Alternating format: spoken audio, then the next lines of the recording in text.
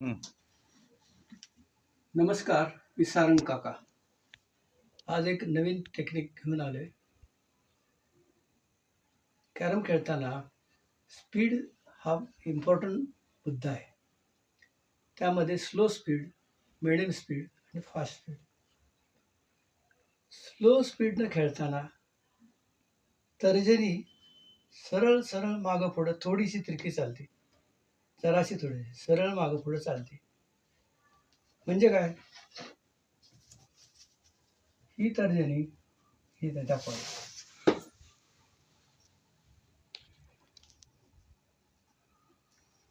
ही तर्जनी आणि हा अंगठा याचा कमीत कमी प्रेस होतो. ह्याला हा सरळ पुढं प्रेस झाला पाहिजे, इकडे प्रेस नाही झाला पाहिजे.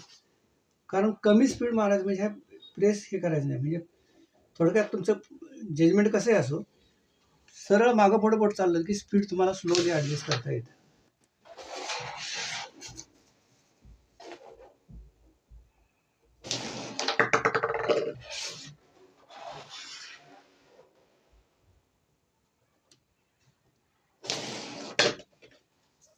आता हे स्लो स्पीड झालं.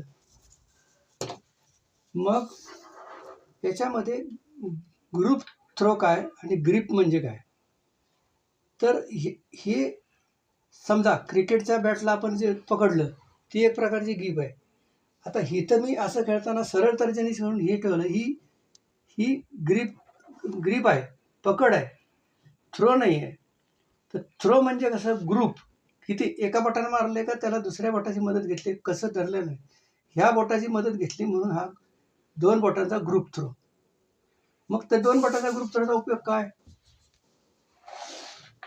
ग्रीप तुमच्याप्रमाणे कशी असेल ते इथं पुढं जाता जाता त्याच्यात अंगठ्याचा आधार घेऊन प्रेस होऊन ती गीट मारली जाईल. इथं फोर्सली मारावं लागतं. मग कोणाचा तरी आधार घ्यायचा, तुमच्या टेक्निकनुसार ते चाललं पाहिजे. यावेळेला अंगठ्याला फोर्स मिळतो. म्हणजे ही माझी ग्रीप झाली आणि हा मारता अंगठा ह्याच्यावर प्रेस केला तर हा ग्रुप झाला. या 2 बोटांचा ग्रुप आहे. तर काही लोक इकडे खेळतात ते मधल्या बोटाचा विषय आहे, पण ह्या बोटाला हे असं आहे.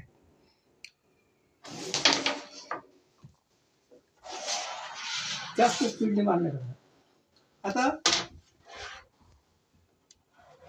कट न मारता डबल खेळण्यासाठी हे तुम्हाला थोडंसं स्पीडली येण्यासाठी अंगठा प्रेसच करावा लागेल. म्हणजे 2 बोटांचा ग्रुप झाला पाहिजे आणि पकड काय तुमची अशी असेल ती 2 बोटांच्या प्रेशरवर ते मारायचं आहे.